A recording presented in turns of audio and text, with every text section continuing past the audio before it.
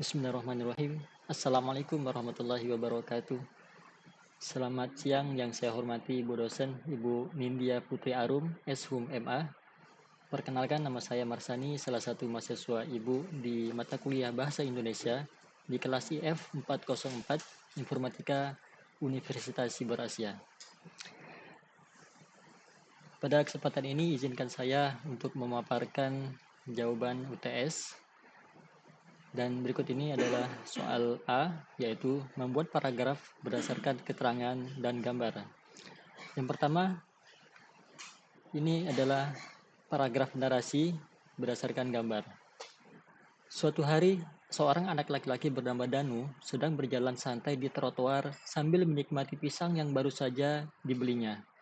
Dia tampak gembira dan tidak terlalu memperhatikan lingkungan sekitarnya. Setelah selesai makan pisang, tanpa pikir panjang, dia membuang kulitnya begitu saja ke trotoar. Tanpa merasa bersalah, dia melanjutkan perjalanannya. Padahal tindakan tersebut bisa membahayakan orang lain. Beberapa saat kemudian, Budi, teman satu kelas Danu, yang mengenakan topi merah, berjalan menyusuri trotoar yang sama. Dia berjalan sambil melihat ke atas dan tidak menyadari adanya kulit pisang yang tergeletak di depannya. Ketika ia menginjak kulit pisang yang dibuang Danu, tubuh Budi kehilangan keseimbangan sehingga terpeleset ke belakang. Budi langsung terjatuh dalam posisi yang cukup membahayakan. Tindakan acuh Danu yang membuang sampah sembarangan telah menyebabkan kecelakaan yang tidak diinginkan. Dari kejadian ini, kita belajar bahwa kebiasaan kecil seperti membuang sampah pada tempatnya sangatlah penting untuk menjaga keselamatan dan kenyamanan bersama. Dimanapun kita berada, kedisiplinan dan tanggung jawab tetap harus dijaga. Kemudian untuk paragraf persuasi berdasarkan gambar,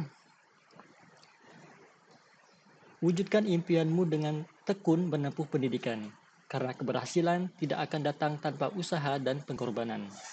Momen kelulusan yang memperlihatkan tangan-tangan mengangkat topi toga ke udara adalah lambang kegembiraan yang hanya bisa dirasakan oleh mereka yang telah menyelesaikan perjuangan dalam belajar.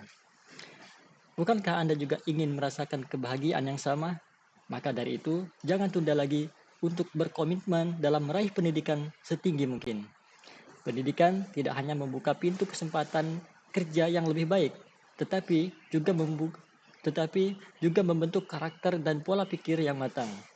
Ketekunan belajar hari ini akan menjadi investasi berharga di masa depan.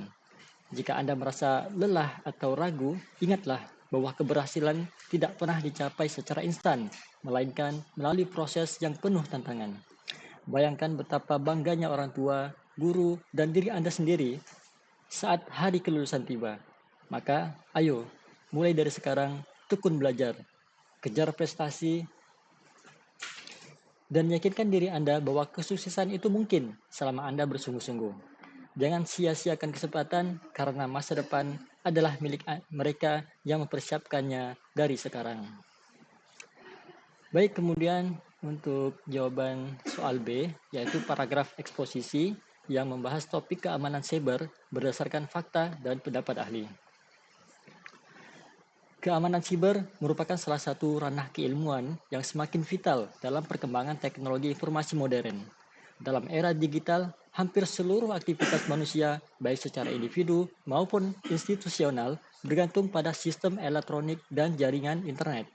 Menurut laporan dari International Telecommunication Union atau ITU, serangan cyber global meningkat secara signifikan dari tahun ke tahun, mencakup ancaman seperti peretasan data, penyebaran malware, hingga pencurian identitas digital.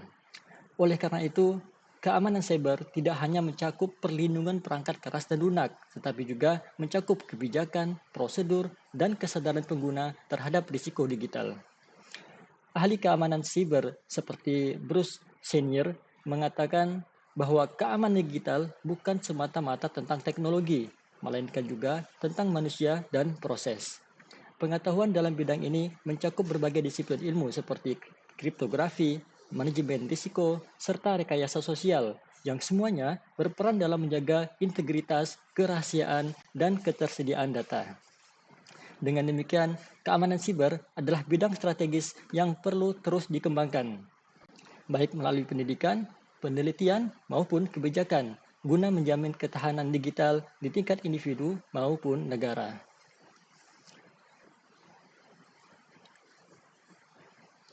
Demikian yang bisa saya paparkan sebagai jawaban dari tugas UTS. Mudah-mudahan bisa diterima dengan baik. Terima kasih atas bimbingan Ibu. Dan saya ucapkan wassalamualaikum warahmatullahi wabarakatuh.